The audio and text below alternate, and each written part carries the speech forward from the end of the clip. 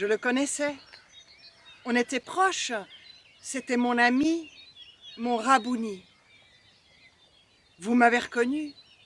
Je suis Marie de Magdala.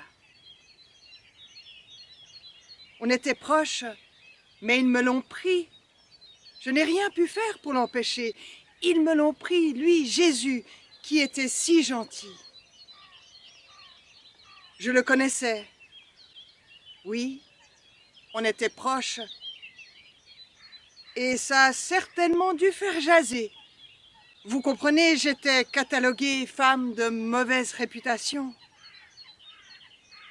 Quand je l'ai rencontré, c'est vrai, j'étais mal habitée. J'étais la vulgaire, la rejetée, la pas fréquentable. On me méprisait. J'étais tourmentée. Mes paroles et ma voix faisaient peur. Et je me faisais même peur à moi-même. Mais lui, quand je l'ai rencontré, il m'a regardé avec amour. Dans ses yeux, j'existais vraiment. Je n'étais plus l'insignifiante. Il a posé son regard bienveillant sur moi et il m'a dit « Suis-moi ». Il n'a pas fait de grands discours, il a juste dit « Suis-moi ». Et toute la peur, toute la haine, toute la violence que j'avais en moi, tout ce qui encombrait ma vie, s'est volatilisé au point de me sentir vide. Et moi, j'ai été bouleversée. Il m'a dit « Suis-moi ». Il m'offrait une place à ses côtés, il m'accueillait. Et moi, j'ai dit « Oui ». Je l'ai suivi. Ah, ça, oui, je l'ai suivi. Partout, jusqu'au bout. Je l'ai vu guérir tous ceux qui venaient à lui. J'ai vu des foules se déplacer pour le rencontrer. Je l'ai vu enseigner. Même les savants se déplaçaient pour l'écouter. Et moi, je buvais ces paroles qui s'installaient en moi et me faisaient tellement du bien. On était proches. C'était mon ami. C'était mon Rabouni. Je suis sûre que vous pensez que Rabouni veut dire maître.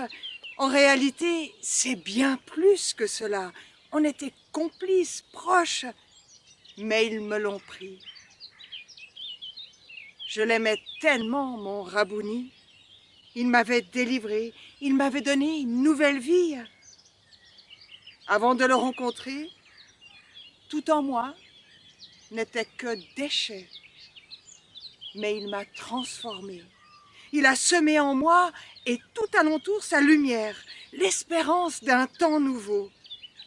Ah, je l'ai suivi avec cet immense espoir que tout était possible, que des choses merveilleuses allaient s'accomplir, être tous délivrés et qu'on allait se mettre en route avec lui.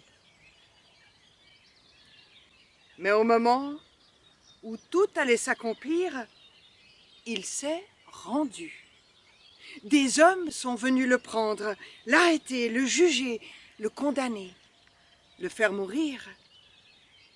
Et lui, il s'est laissé faire. J'ai crié, j'ai pleuré, mais ils me l'ont pris. J'étais là, à son arrestation. J'ai vu Judas le vendre, j'ai vu Pierre le renier et les autres fuir. Il a été abandonné de tous, même de ses meilleurs amis. J'étais là lorsqu'ils l'ont accroché à la croix. Ça ne pouvait pas être plus violent. Le bruit sourd du marteau qui cognait sur les clous. J'étais là, à son dernier souffle. Il a poussé son dernier cri. Mon Dieu, pourquoi m'as-tu abandonné? C'est la phrase la plus dure que j'ai entendue. Lui qui s'était montré fidèle jusqu'au bout a été abandonné même par Dieu, son Père. Et puis, dans un dernier souffle, il a dit, « Père, pardonne-leur, ils ne savent pas ce qu'ils font. » Et tout est accompli. Et puis il est mort. Et même le soleil s'est obscurci en signe de deuil. Et la terre a tremblé. Et le rideau du temple s'est déchiré de haut en bas.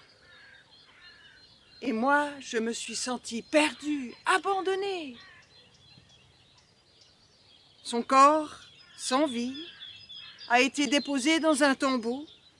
Et une grosse pierre toute ronde a été roulée et scellée devant l'entrée. Et ils ont posté des gardes là pour le surveiller. Le surveiller au cas où d'autres viendraient voler son corps. Mais pourquoi ferait-on cela? Pour proclamer qu'il n'était pas mort, mais vivant? Mais comment est-ce possible? Le 3e jour, je suis revenue pour embaumer son corps avec des parfums précieux et des aromates. Je voulais lui rendre cet ultime hommage à lui, mon Rabbouni, mon bien-aimé, mon proche. Mais arrivé sur place, la pierre était roulée et le tombeau était vide.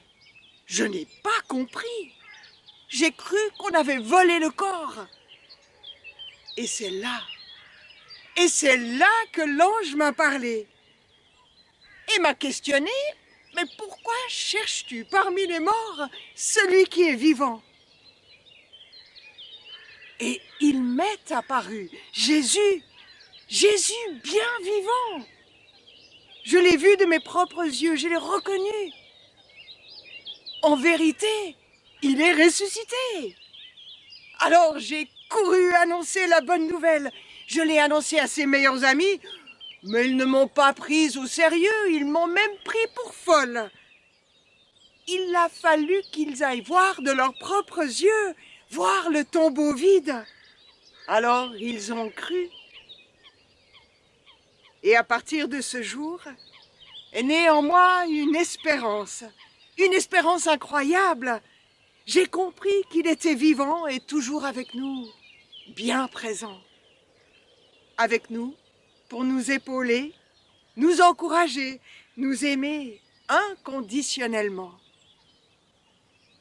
Il est venu pour chacun. C'est bien plus qu'une étincelle d'espérance. C'est un feu de joie au cœur de l'humanité.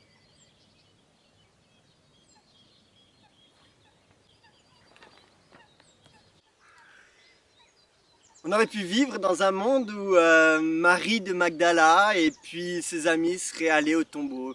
Là, elles auraient demandé aux gardes de les aider à rouler la pierre. Elles auraient pris soin du cadavre froid, raide de leur maître. Ils auraient refermé la pierre, elles seraient reparties bien tristes. Mais à ce moment-là, aujourd'hui, il n'y aurait pas vraiment d'espérance de la résurrection.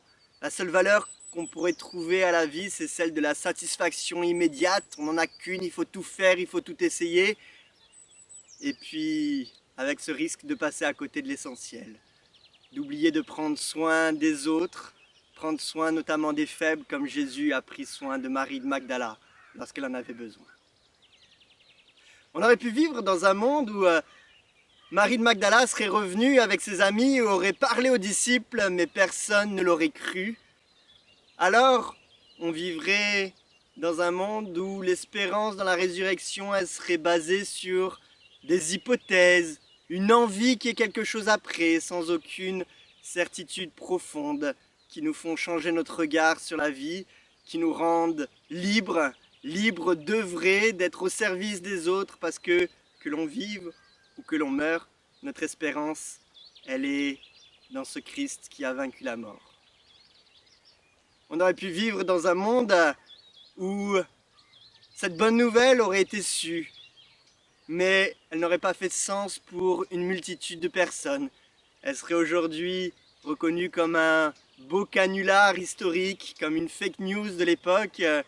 Mais aujourd'hui, on ne serait pas en mouvement à partager cette bonne nouvelle, à aller vers les autres pour leur dire « il est ressuscité, il est vraiment ressuscité ». Cette bonne nouvelle qui nous rend encore plus vivants ici sur Terre et qui nous donne envie de partager notre foi, notre amour, notre espérance. Parce que nous croyons que c'est à ça que nous sommes appelés et parce que nous voyons la vie comme une graine qui doit prendre racine pour donner quelque chose plus tard auprès de Dieu que nous ne connaissons pas, mais qui est une espérance certaine, fondée en lui. Alors à chacune, à chacun, très bonne Pâques à vous. Il est ressuscité, vraiment, il est ressuscité.